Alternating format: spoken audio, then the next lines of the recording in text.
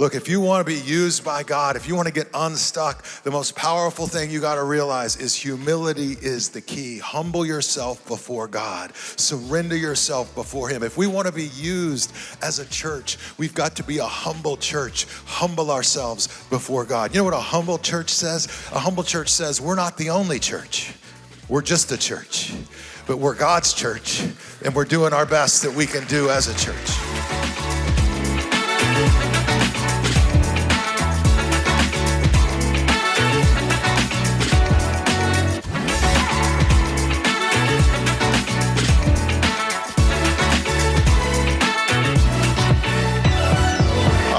All right, good to see you guys today. Thank you so much for being here with us. And a huge shout out to our Central locations joining us this weekend, to the Summerlin location, Sunrise Mountain, to our Kingman family and Aliante. So good to have you guys with us. Let's put our hands together for them.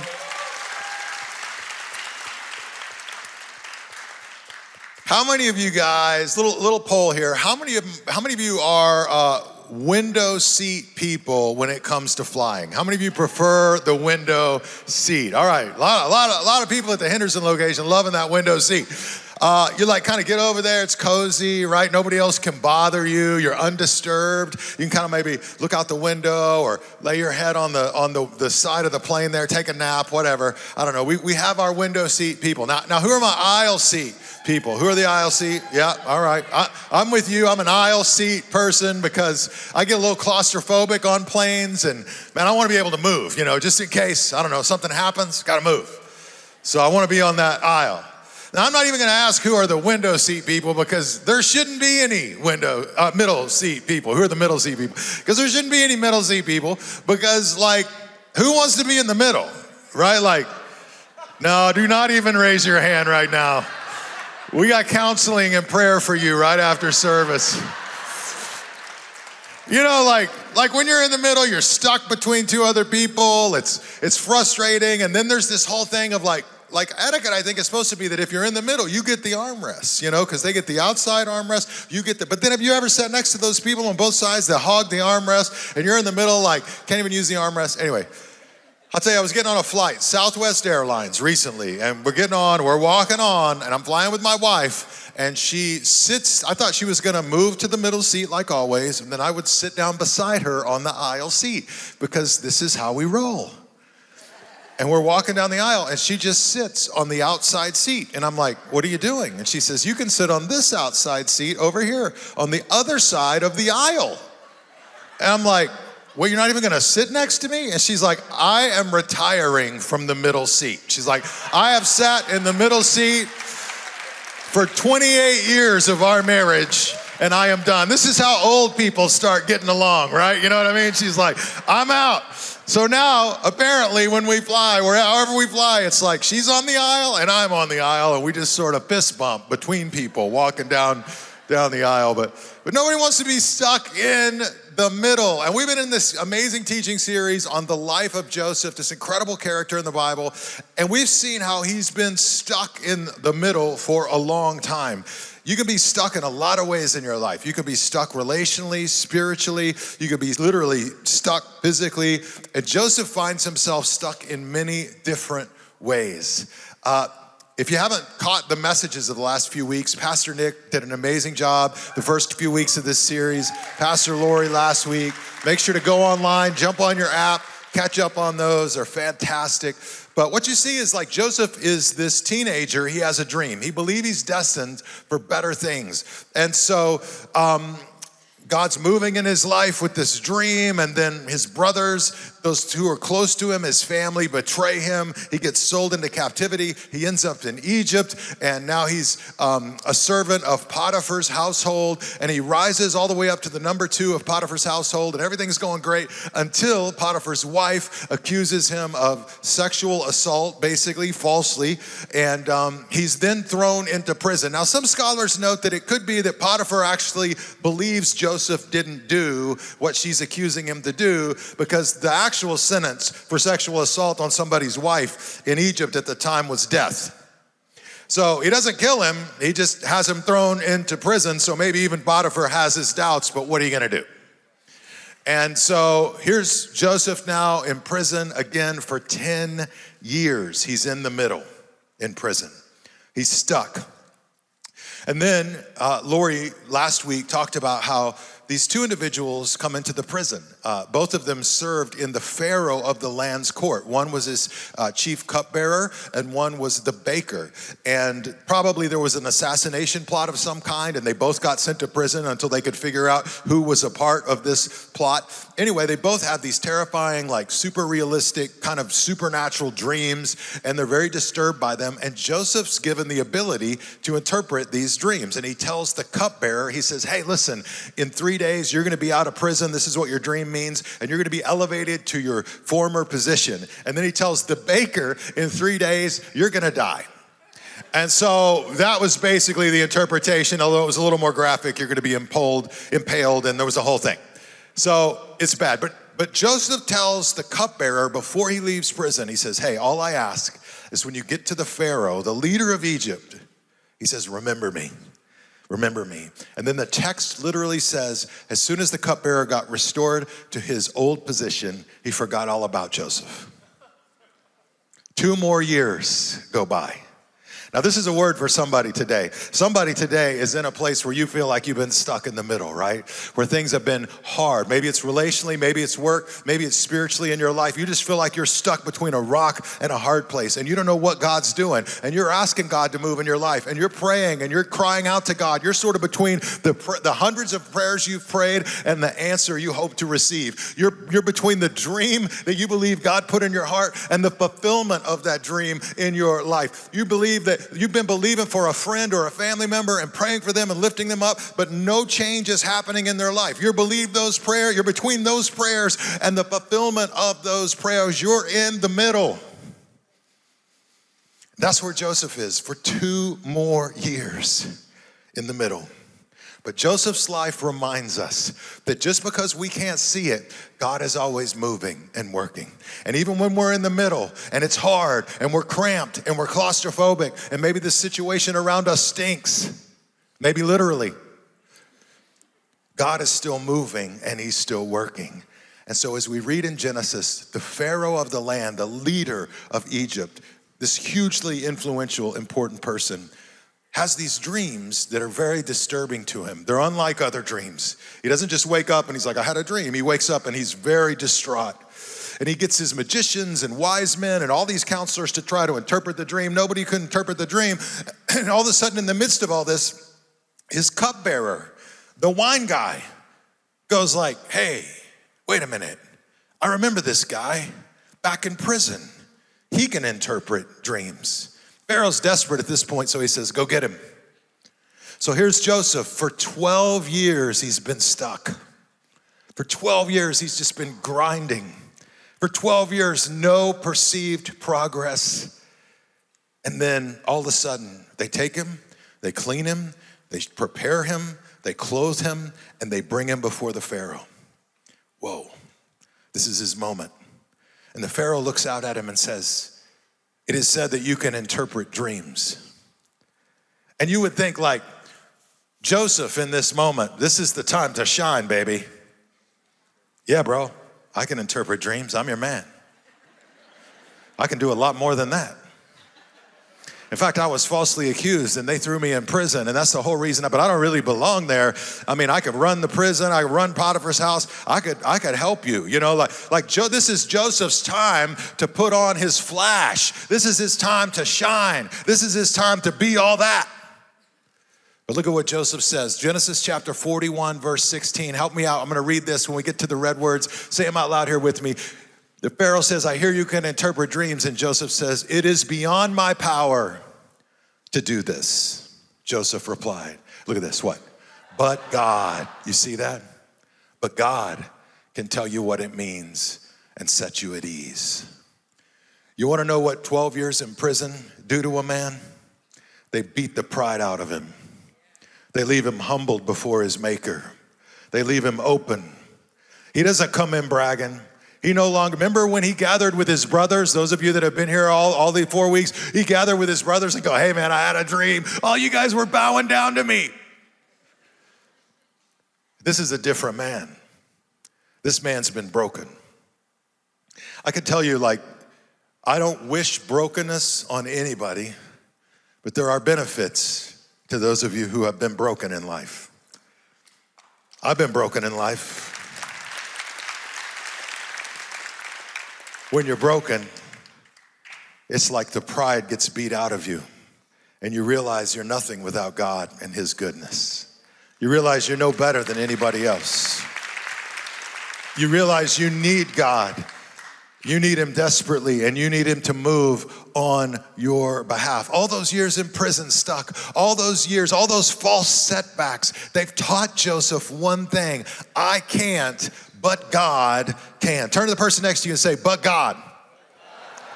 I can't, but God can. God has the power. And sometimes the lesson God is trying to teach us in the hardships of life is to rely on Him. He has the ability. I can't, but God can. I mean, I can't let something go in my own strength, but God can give me the power to let it go. I can't forgive those who've hurt me, but God can empower me to forgive. I can't start over, but God can give me the strength to start again. I can't get the victory, but God can get the victory through me. Listen, I can't pursue the dream, but God can help me pursue it. I can't I can't use my gift in that way, but God can use my gift to make a difference. I can't get unstuck, but God can set me free. And so Joseph is a different man now. 12 years in prison have taught him, I can't,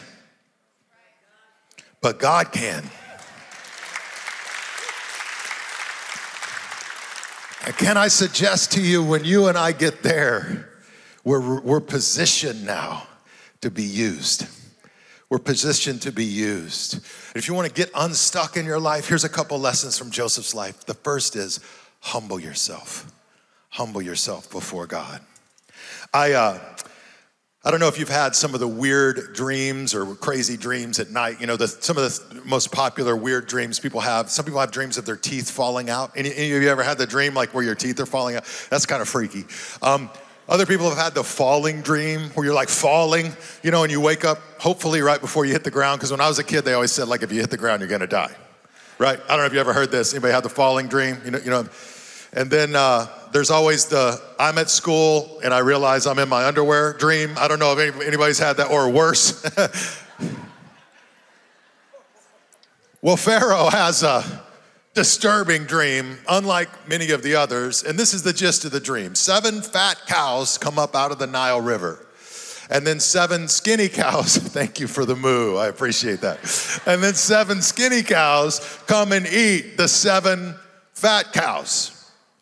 And then he has this dream where there's like a sheath of grain, and like there's like 7 heads on it that are like full, and then there are these 7 withered heads that eat the 7 full heads. And he's all out of his mind about it. He calls in all the people, the wise men, the educators, the academics, the magicians, everybody, to try to get them to interpret this dream. Nobody can interpret it. And finally, Joseph's brought before him, and he says, I can't, but God can. That's a statement of humility, right? You know what the Bible says? That God opposes the proud, but gives grace to the humble. Look, if you want to be used by God, if you want to get unstuck, the most powerful thing you got to realize is humility is the key. Humble yourself before God. Surrender yourself before Him. If we want to be used as a church, we've got to be a humble church. Humble ourselves before God. You know what a humble church says? A humble church says, we're not the only church. We're just a church. But we're God's church, and we're doing our best that we can do as a church. Right? You know what a humble church says? A humble church says we're all sinners. We've all failed. We're all broken. But that doesn't mean we don't stop trying to follow God and go after His will and become more holy and be pleasing to Him. A humble church realizes it's not fundamentally about us. We don't need to get the credit for anything as long as God gets the credit for everything, right?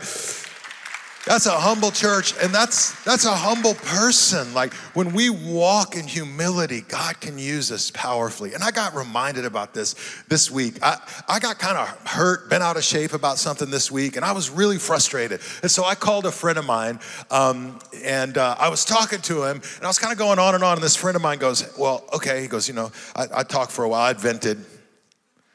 And he goes, okay, so can I share with you something now? He like turned the table on me. I said, yeah, you can share with me.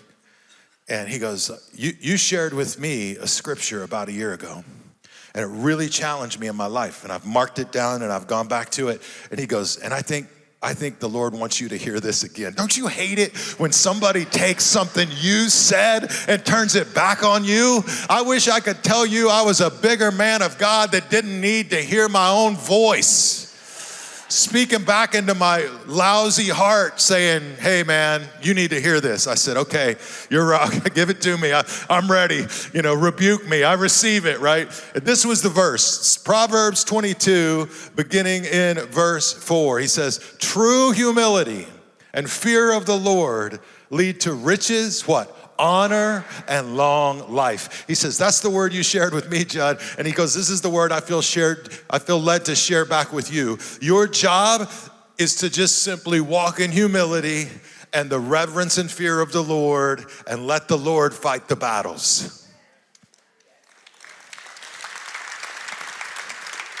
And I've been thinking about it ever since then, like, God, let me be listen, I don't need to get back at anybody. I just need to humble myself before the Lord and walk in fear and reverence of the Lord. I don't need to try and make things all squared up in my own power and strength all the time. I just need to humble myself before the Lord and walk in fear and reverence of the Lord. I don't need to have my way or get my 2 cents in or say my piece. Sometimes I just need to humble myself and let the Lord work it out and walk in fear and reverence of the Lord. And that proverb says, typically leads to riches, honor, and a long life. I'd be glad to take all 3 of those.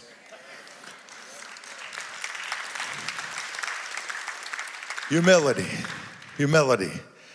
And Joseph is a humble man. And he lays all this out before the Pharaoh. He says, okay, the 7 fat cows, moo. Where's my, why? You only show up once? What's going on? 7 fat cows get eaten by the 7 skinny cows, okay? He goes, that the fat cows represent 7 years of abundance, and the skinny cows represent 7 years of famine. He says, Pharaoh, like what's happening is God is giving you a 14-year picture into your future. And what's going to happen in your kingdom is you're going to have 7 years of unbelievable abundance. It's going to be amazing, followed by 7 years of famine. Life tends to come and go in cycles, right? And he's like, this is what's coming for you. But then Joseph does something interesting, and I'm going to paraphrase a little bit, but it's like he says, I actually have an idea for you, Pharaoh. He says, what if during the 7 years of abundance, you tax the people on some of their grain, so they have to bring some of their grain to you. You build huge silos, you store the grain, and then during the 7 years of famine, you cause the people to have to pay you for the grain they already gave you. They buy it back. You make double the money, and you save people from starvation. And I think Pharaoh's looking out like, I like this guy. I like him. Genesis 41:38, he says this about him. So Pharaoh asked his officials, can we find anyone else like this man, so obviously filled with the what? Spirit of God. He saw something in Joseph that wasn't just normal, something he couldn't necessarily define. He saw that he was filled with the Spirit of God, that he had a character, an integrity about him, that he carried himself different. And my prayer this week is that God would do this kind of work in my life and in your life, that other people would look at our lives and say, you know what, there's something different about them, right? Like when everybody else is despairing, they have hope. When everybody else is panicking, they maintain joy. When everybody else doesn't have perspective, they tend to have a perspective. There's something about them I can't put my finger on, but it's like the Spirit of God is with them. And that's Joseph. The defining thing is the Spirit of God. And then Pharaoh does something that's totally unexpected. It's totally crazy. From the outside looking in, you might say this is madness. He takes this guy right out of prison, right before him, who's interpreted his dream, and he says, you know what? I'm going to make you in charge of this project, and I'm going to make you my number 2 in command so that you can get it done. So I want you to imagine that Pharaoh's court likely would have been as politically challenging and corrupt of a minefield as Washington, D.C. today, okay? And this nobody just rocked up when whole generations of people have been working the angles to get more power and move up the ladder and get to another position of power. And all of a sudden he leapfrogs all of them, bro. And he gets put in this amazing position of authority. And everybody else, you know what they're gonna do? They're gonna come along and they're gonna go, Joseph, he's just an overnight success. He didn't even do anything. He just showed up, interpreted a dream, whoop-de-doo, and then now he's got all this position, right? Just an overnight, it's rags to riches. And people will say whatever they want to say, but what we never see is the preparation God puts his people through. Listen, because Joseph was faithful at the bottom, he could be successful at the top, right? Joseph's learned leadership and administration and people skills and conflict resolution. And where did he learn it? He learned it in prison, bro. I gotta think that's a pretty good place to learn that stuff. He learned it in Potiphar's household, leading somebody's household. He learned all of these skills God was getting him ready for, and it just reminds us God can use the place that you feel stuck to prepare you for the day that you are set free. And so maybe you're stuck right now, but God can use that for the day you are set free. In fact, you know, Joseph's life, Pastor Nick broke this out so well in the first week of this teaching series. Joseph's life is sort of what we call a type of Jesus Christ. And it points from the first book of the Bible to Jesus. So many parallels in Joseph's life to Jesus. But it's interesting, in this moment that we're about to see, the Pharaoh sort of steps into this position of control and authority and does some things for Joseph that Jesus actually does for us when we come to follow him in our lives. And I want to break these down with you on the TV screen on a slide here for us together. Like, one of the first things we see that happens is Joseph basically says, all right, or Pharaoh says, Joseph, you're gonna be my second in command. And he gives him a gold chain.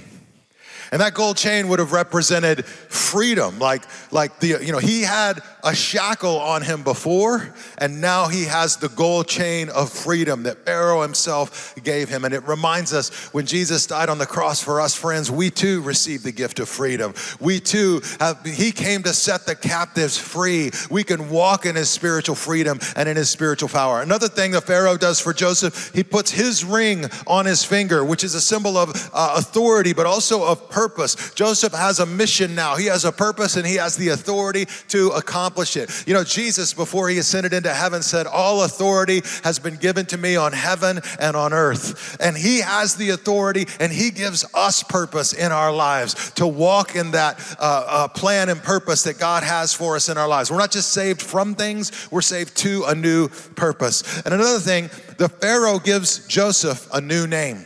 In fact, the name is kind of interesting. Zephaniah Paneah. And it's a complicated word conglomeration. Scholars debate what it actually means. Some scholars say it means savior of the world.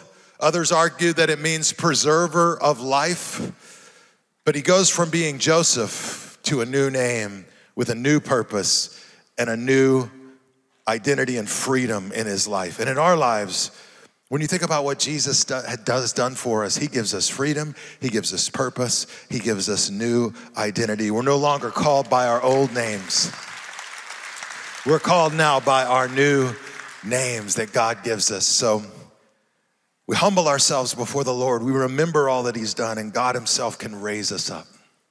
And we're gonna come back to Joseph's life, but I wanna challenge some of you now to take a step of faith, to step out in faith. And I want to talk to you about, we've talked about a little bit about what Jesus does for us in our lives through faith, freedom, purpose, new identity.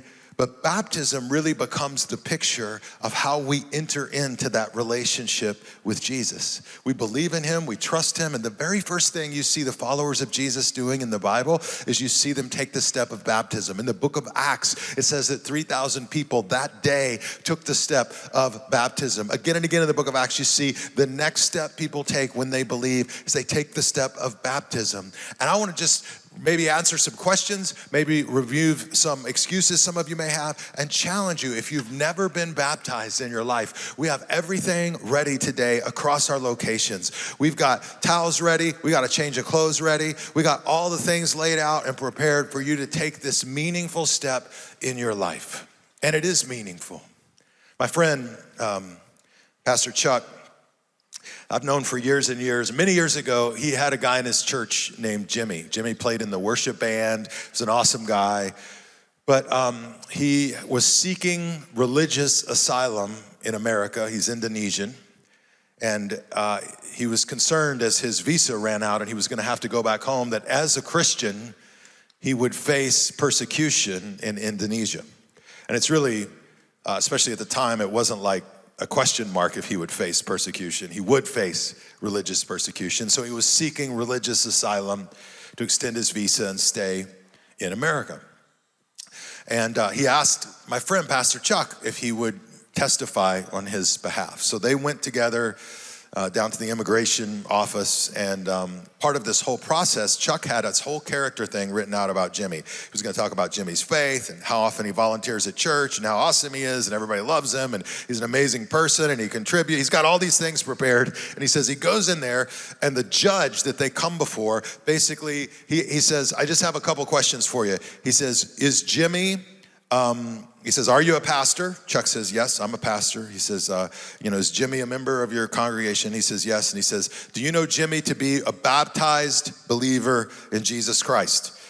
Pastor Chuck says, yes. And he says, did you witness his baptism? And Chuck says, yes. The judge says, that's all I need. And Chuck was like, well, wait, I got all this stuff. I got a whole, I got paragraphs about Jimmy.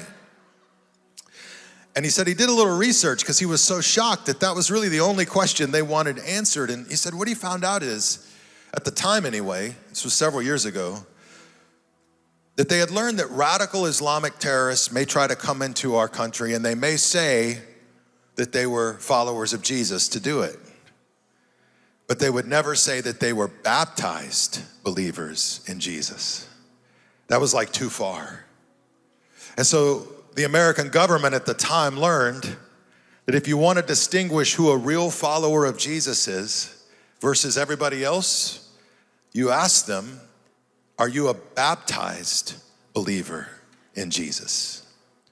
And when you think about it, if Islam realizes how important Christian baptism is, and if the federal government recognizes how important Christian baptism is, how much more should we, as followers of Jesus, recognize how important baptism is in our lives?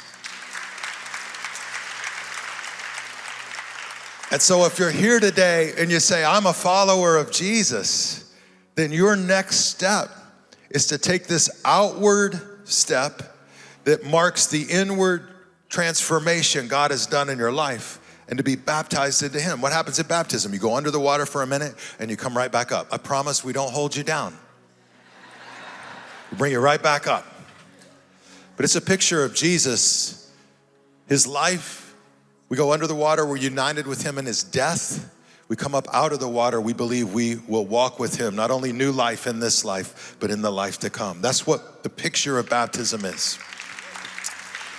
So, some of you are like, well, I want to be baptized, but I got to get these things worked out in my life. And I would just say, if you are a follower of Jesus today and you've surrendered your life to him, you're never going to get everything worked out. Baptism is coming as you are. You don't get cleaned up to take a bath. You just come as you are and you say, all right, God, here I am. Work in my life. Use me in my life. And you surrender to the step of baptism. Some of you may be here and you're like, well, I was baptized as an infant. My parents took me. I was baptized. I don't remember it, but I have pictures or they told me about it. And, I'm afraid if I get baptized as an adult, it sort of undoes what they did. And I always say, that's an amazing thing your parents did for you. And they took you, they dedicated you, they took the time, they prayed that you would come to faith and follow Jesus. The challenge is when you look to the Bible, there's no examples of infants being baptized. What we see are adults being baptized, and the power of being baptized as an adult is you remember it. You take that step, you mark it in your life. And so what I always tell people is, if you were baptized as an infant, I don't want you to see adult baptism as negating what your parents did, but actually as helping complete the prayer of your parents, which is that you would follow Jesus for yourself, that you would grow in your faith and you would come to that decision on your own. Some of you are like, well, I've been baptized before. Should I be baptized again? I would just say, you don't need to be baptized again and again and again. Being baptized once is enough. The water in and of itself isn't magic. It doesn't save you. Jesus saves you by faith. Thank God thank God we don't have to be baptized every time we sin, right? You got to be baptized every time you sin. We just have hot tubs all over the church. Why even meet, right? Why even get out? Everybody be like raisins. But at the same time, if the Lord is calling you to be baptized, if he's put that on your heart, nobody's going to stand in your way. I know people that were baptized at camp when they were kids that want to be baptized again for this place they're in their life. Nobody's going to stand in your way. I just don't want you to think it's absolutely necessary. You got to do what the Lord is calling you to do.